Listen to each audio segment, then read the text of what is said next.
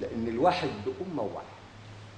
يبقى هنا وضع لك 11 مقياس، لأن هذا الواحد هو سر وجود التكاثر.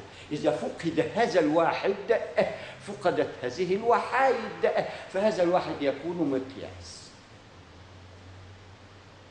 يبقى ده هلال المثلث يوم الله الألفية، بيعرض منها الروح الدرجة العلمية والملائكة. الملائكة النفس اللي هتنعم، كل ما اشتهيته هنا يعلم خائنة الأعين وما تخفي الصدور، هو يعلمها وصلها لك وهيئها لك هناك.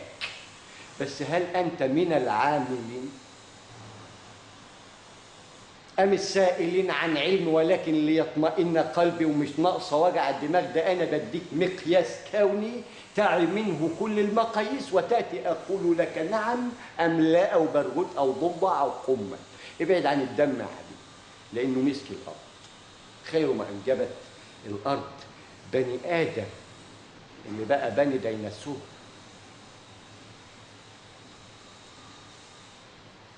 تقوى الله وتكون لنا الديناصورات اللي أخذها في غرق الليلة وأنقذ فيها من كل ما نراه اثنين وخد الآية، ولكنها تكمن في أنفسنا إلى أن نعي أننا هذا الناموس وبمقياس مثلث نواة الذرة الأوقع الرياح المخلقة بمثلث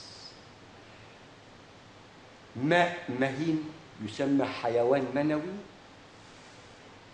أعطى لخلقة الزوجين كلاهما تحرب واحد، يبقى أدى رقم واحد في الخلق. بعد ذلك أنشأناه خلقا آخر، يبقى أدي إحنا رأينا الأول والآخر. هل إحنا رأينا الآخر الأولاني حتى نرى الآخر الثاني؟ يبقى تدلنا نواة التكوين الخلق الأول اللي يرينا الخلق الآخر اللي نحن فيه الآن، المؤدي للخلق اللي لا خلق بعد كده إلا اللي نازلين بقى ورايحين جايين. لقيت خير تعالى، لقيت شر تعالى، شرك معاك خيرك معاك. علشان نبقى يا أخي إرهاب الأمة يا أخي حرام، يا أخي تقوى الله.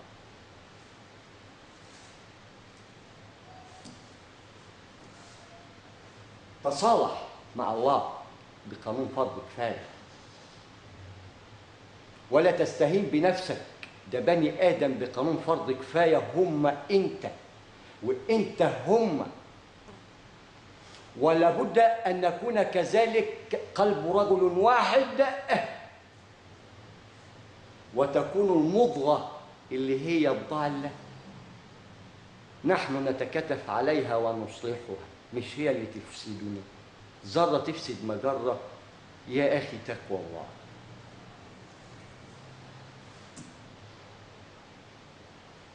يبقى هلال الميقات من هلال المثلث 1002 قبل الميلاد، لأنه واقف على مدار النجم، على رأس نجم كده، طالع زوجين نازل زوجين. إيه ده؟ الذرة الضوئية اللي هتبنى جنات منها، هيتعمل منها بقى من هذا الوهن الخفاف والثقال تكون لنا مقياس. سيجسد بقى حجارة يا ترى الماس لها مقياس وألوان، وخد الحجر الأسود هنا يا أخي حتى تعي إلى أين أنت ذاهب مقياس. وابني يا بنا ابني يا إمام ارتقي، والرقي الدرك 3 درجات حتى نعي علم المثلث. خد النواة جزاءها 3 درجات. هل علمنا هذه النواة اللي عنصرها 3 درجات أي مثلث مفتاح نواة 10 علشان تبقى 11 مثلث كامل؟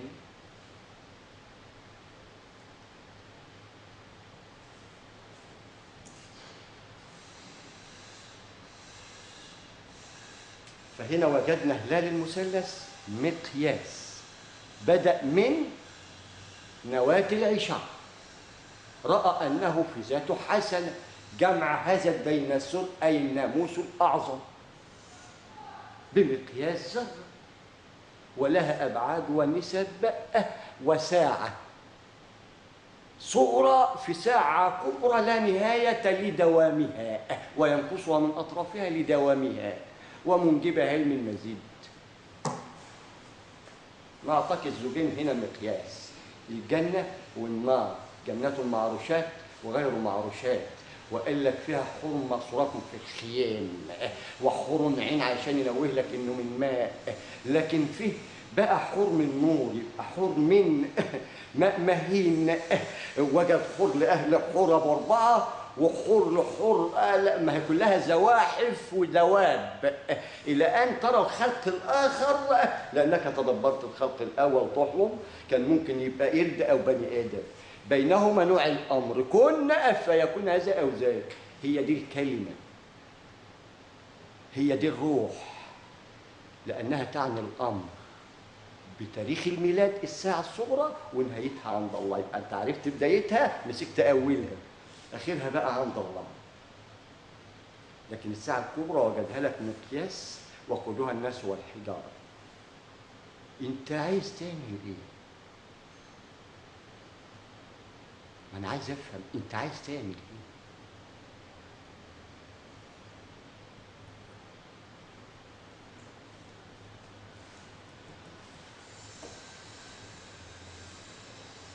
يبقى هنا علمنا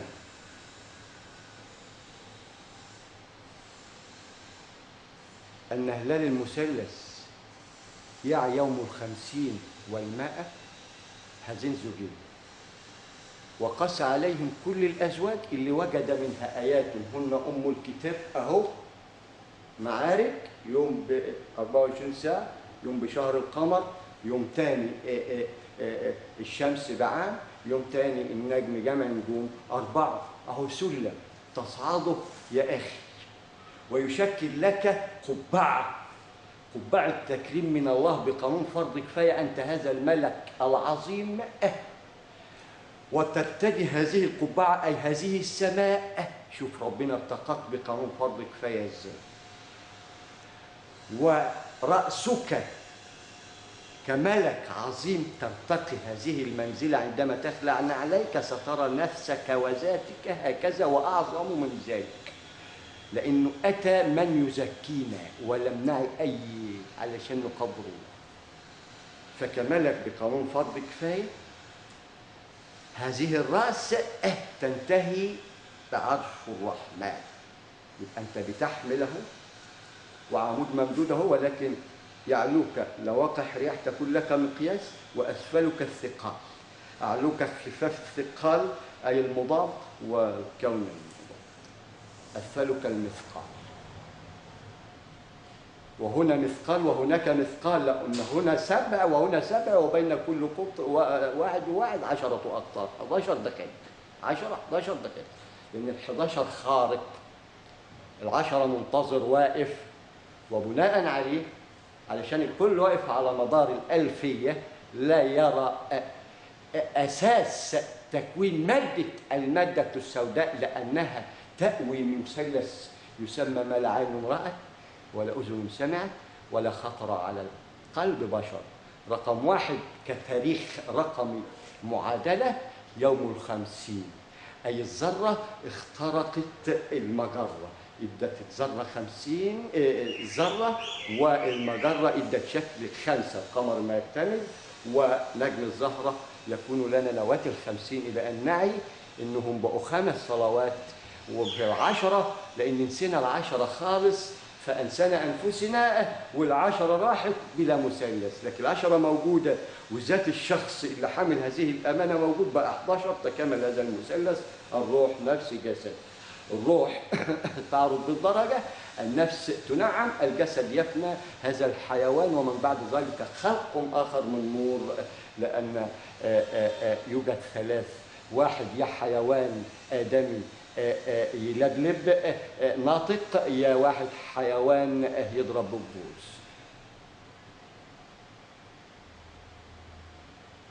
هذا خلق من بعض خلق، وجعلنا من مادة واحدة علشان بنوع الأمر بقى يا قرد يا إما إنسان ناسي إيه المثلث، يعني إيه المثلث.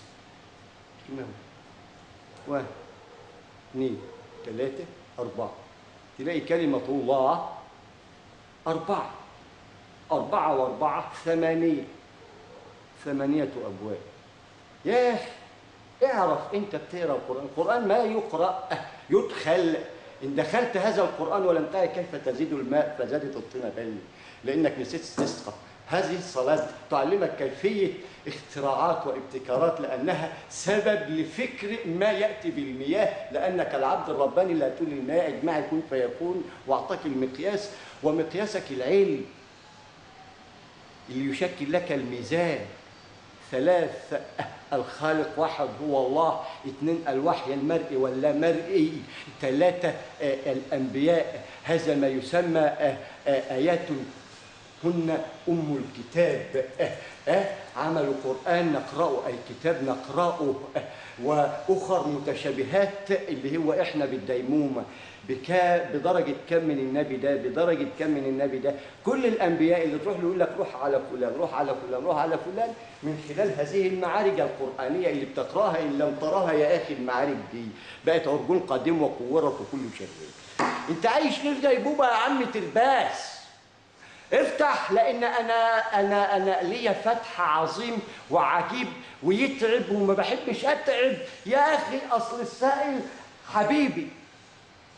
حبيبي خالص جدا، وما بحبش ازعل حبايبي، بعلمه شويه شويه، وبدل ما بعلم فرض كفايه يشكل حبيبي فالكل احبائي، ولكن مش بنفس حبي لهذا الذات السائل، لانه يعلم ويدعي العلم، وهو قدره يعلوه الكثير والكثير والكثير، وهو يعي ما اقول.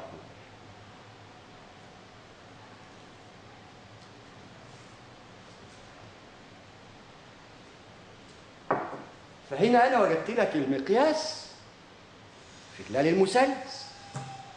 يعني إيه هلال المثلث؟ ده قانون. هلال الميقات مثلثه 30 يوم، 3 مثلث 0 نواة الذرة، يبقى هلال مثلث نواة الذرة. المثلث أهو. كمل انت نواة الذره، اصل انت هتبدا بنفسك، ملك اهو هتلتقي طاسه اهي، وكل الدنيا دي هي احشائك. يعني انت الى ان تعي انك اكبر من ذلك ترتقي السماء الثانيه. ايه ده؟ قبعه من ظل ذي 3 شعب، ماده سوداء. بعدها بقى ما هو هنا ماده سوداء اهو، بعدها شموس ومجرات، بعدها أبيض مدار النجم. بعد ذلك المعرج القائم على 4 بيبقى زوجين، يا أبيض يا أسود. وبياضك درجته إيه؟ هل بيبدأ من المقياس اللي في الكعبة ولا إيه؟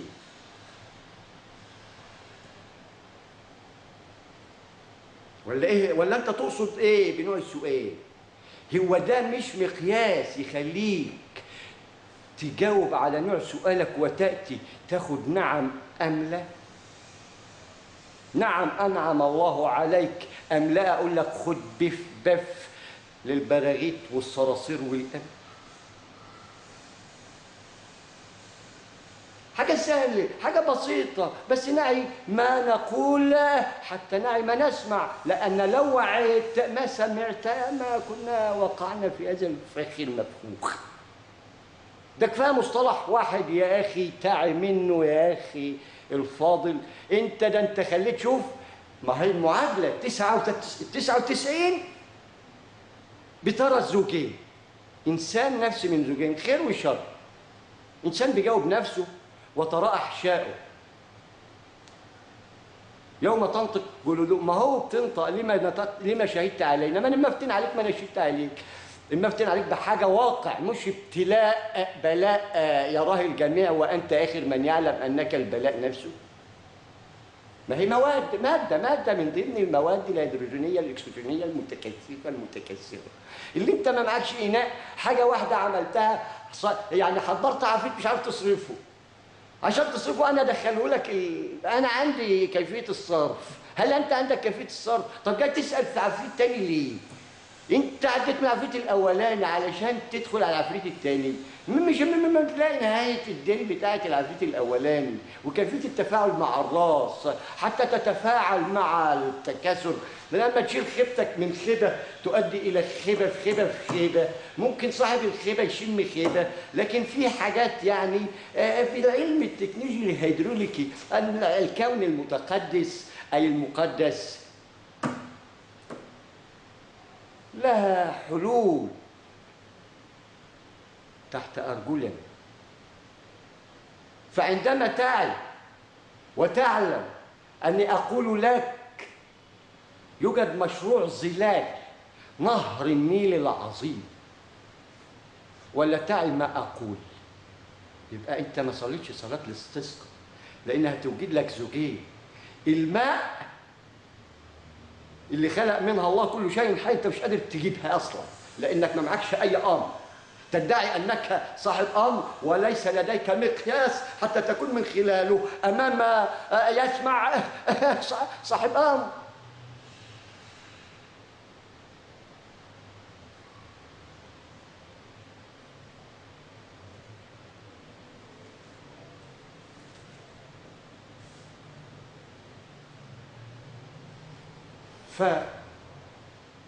فظلال نهر النيل العظيم ستأتيك بأمر الله بالزوجين. يبقى صلاة الاستسقاء جابت لنا رقم واحد الماء نواة كل شيء حي. من هذه الماء وجد لي نسبة ملح الأجاج معادلة كونية لست بمقدار لواقح رياح يزيدها لك في خفاف الثقال، تعمل لك هنا عايز سفينة نوح الثانية. يا أخي عندما تسأل اعقل، وعندما تعقل توكل، حتى تلاقي عمك توكل يفتح لك الباب صح في توقيت صح ويجاوبك جواب صح.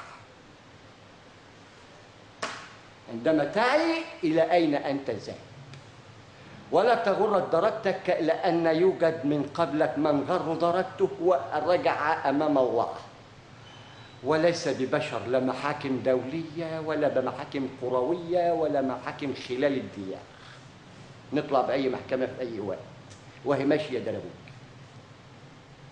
ما هو ده سبب انهيار الهرم كان بقدته وبقوته.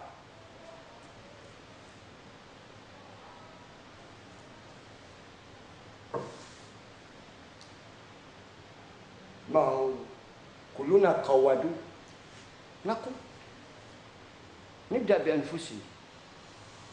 عندما يصدق إنسان واحد مع نفسه يضاهي أمة واحد، لأنه ستنهض خلفه الأمة، لأنه نور علمها ونور فكرها ونور بصرها، لأنه المقياس بغض النظر عن هلال رمضان أو من يمسك هذا القانون، ولكن هذا الواقع إنه لواقح ويكون له المقياس. فعندما أقول لك مشروع ظلال نهر النيل العظيم إلى أن تعي أين الطور اللسان، يا أخي ده ربنا وجد لك لا ريب فيه هدى. ده حاجة عظيمة. أنت ليه كارب نفسك؟ انت يا أخي أنت كدبت كدبة. عيال قالوا لك إيه يا عمو في إيه خالوك؟ قلت لهم في عفريت هنا، كل جري بالعفريت. ايه الولاد في ايه يا ولاد عفريت؟ كل البلد جريت، فهو كل البلد بتجري، فبتعدي انها بتضرب هلال كده عشان تخترق الصراط المستقيم وتطلع على الاسفلت بدايه اللانيال. ايه ده هلال خد لف القريه بمثلث خد صراط مستقيم طالع على لواقع الرياح. ايه ده اشتتا اسدود. فاخر زبون بيقول له في ايه فشين في انت بتجري من ايه؟ قال له اسكت ده عفريت. شوف ما هو بدا بعفريت صغير، بدا ده يكبر ده يكبر بدات تبقى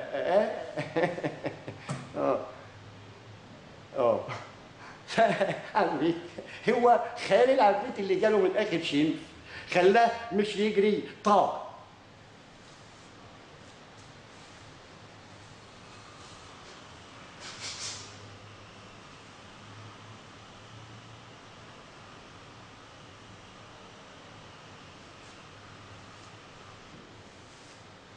ما هي أسئلة تخلي الإنسان يطل الفعل يعني. والله يا جماعة أنا آسف جدا إذا ما عجبكوش أسلوبي في الحديث، ولكن وسائل سائل. فعندما يكون السائل لسه ما تكونش ولا اتخلق من نواة العشار اللي هي الأمانة العشر حسنات لا يعي عنها شيء، إلى أن يعي من نواة الحسنة الكبرى الناموس الأعظم اللي يعمل هذه الأمانة العشر، وكانت له مقياس البوابات 10 أقطار، وهو اللي هيعدي. يا أخي أنت يعني مثلث فالسائل ده لسه يعني ما عداش نواة العشار حتى يعي أن 10 تكامل نواة المنظومة الرقمية، لا يعي عن هذا المصطلح شيء. وهذا السائل مع الأسف يعني على قد هذا الرقي التكنولوجي العلمي يرتقي مكانه أن لا داعي للذكر، لأن إحنا لا نذكر أساسا، فهي ده الشيء اللي بيضحك الإنسان، لأن ما سبقه أعلى منه بكثير الكثير الكثير الكثير. لأن الكثير هنا بيبدأ الواحد ب11 ربا الله، هنا لنا مقياس، وربا الشيطان ما تعداش ال4 جنيه، يعني وقف عند ال3 وأقول ولا لا، وبعدين بدأ 4، فيا أخي 3 في 4 ب12، ده النص، نشوف النص الثاني فين نديله. ده مقاييس كونية سيراها الأمي والفني والعالم، وهو مقياس واحد وسيصيب الجميع بأمر الله، لأن هذا أمر الله، وما نحن إلا ناصحين ومذكرين بقدر المستطاع من خلال نوع السؤال. فهذا السائل ارتقى، يعني لسه ما اتخلقش من نواة العشار ل10 تكاملات المنظومة الرقمية وبقى 11 أهو، راسه طلعت بره الهرم كده، بص لقى نفسه مثلث. ايه ده اتصل الاولى وكلهم احشاء. الله ده انا الثانيه، انا الثالثه، الله ده انا ماشي في الوادي المقدس الطوى وفرض علي ان اخلع نعلي. فتقوى الله في خلع النعلي، ونتدبر قانون الأحرف والأرقام حتى نعي الساعة الصغرى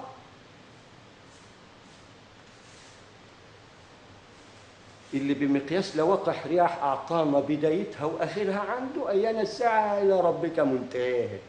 هو اداك بداية، أنت شفت البداية أساساً؟ لو شفت البداية عد بقى 60 70 فوق 70، ضيف على الله ستعي كم يبقى خلي الكم ونوصل للربا الرباني أي النسبي. هنا بيسمى، وعندنا في المثلث يسمى كوني.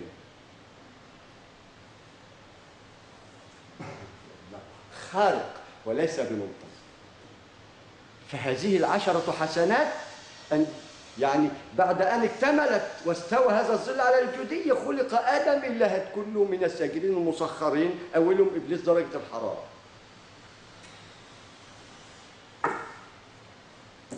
ما هو كله خدامك وليس بحكامك، بس افهم لأنك فرد واحد. المفروض أنت في البيت تبقى رئيس الجمهورية بالإنابة لما يمليه عليك ربك من خلال ضميرك اللي يشكل قلبك اللي هي البصيرة.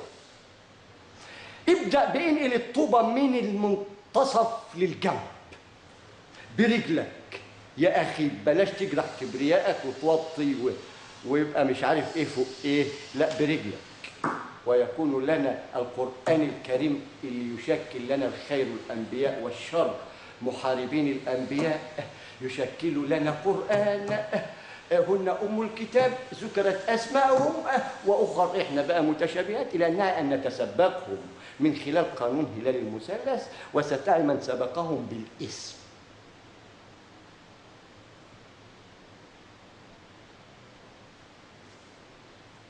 فرد فرد فرد فرد.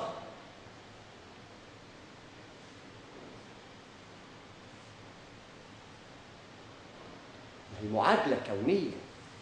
عندما تدعي اللا رؤيا سأريك شئت أم أبيت، وسيرى على عاتقك الجميع يا عم الله، لأنك محب للسائل إلى أن تنصره على نفسه، والحمد لله أن السائل واحد، النسبة اللي ما تعدتش، وال99 السامعين المحترمين الطيبين المسامحين. الراجل اللي دايما يغلط، وأحيانا الإنسان يفكر إنه هو بيخاطبه هو في الغلط، لا، انسب الخطأ لي أنا وانسب خطأ السائل لي أنا، لأن وما كلكم إلا نفس واحدة، وأنا بجاوب نفسي من خلال جلد اللي أنطقوا علي ربنا. ذرة الشر اللي تكمن في نفسي جات لي نطيقة آية عظيمة مترجلة، أقوم أنا عيل على نفسه بالقانون، رأى المال شاف العيال، بعد كده سأسأت المسائل، بس بالعلم، لا سأسأ دون علم.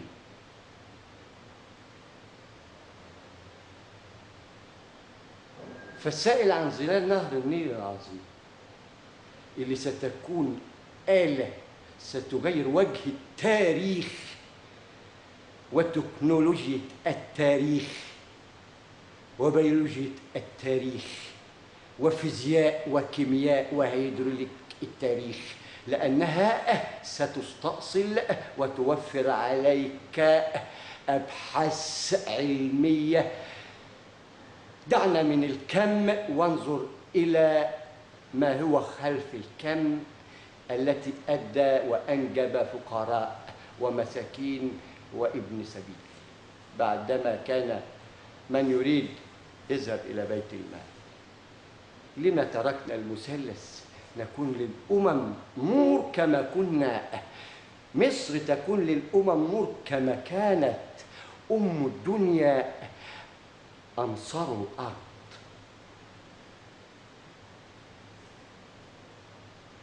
بكل دياناتهم، بكل ألوانهم، بكل طوائفهم، ده مصر بتحتضن كل الديانات، ولذلك لا يوجد بها ما يقال من خلال لا لا لا لام.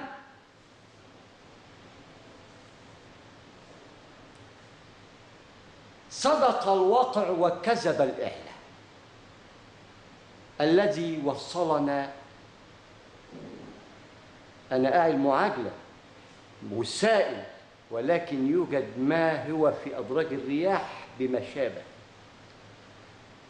من خلال الكم والمعادلة. أرى في قناة محترمة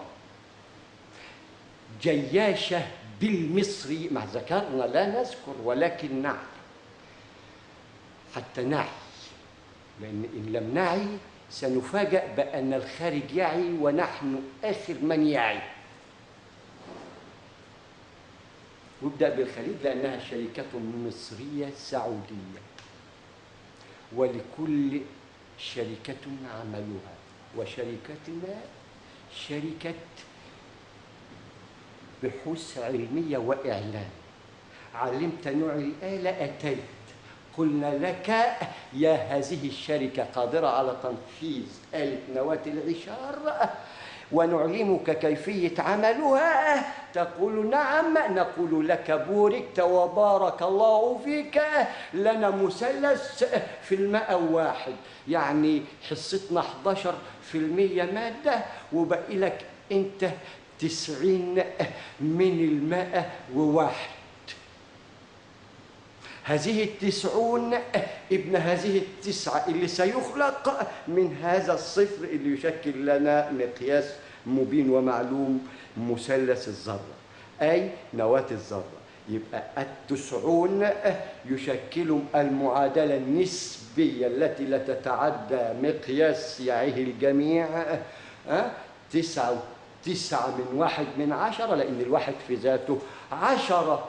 فأنت نواة هذه 10 وخلقت أمنا معها زيك، يبقى 10 20 ويضاعف واستنسخ منسخ بقانون النعجة دول.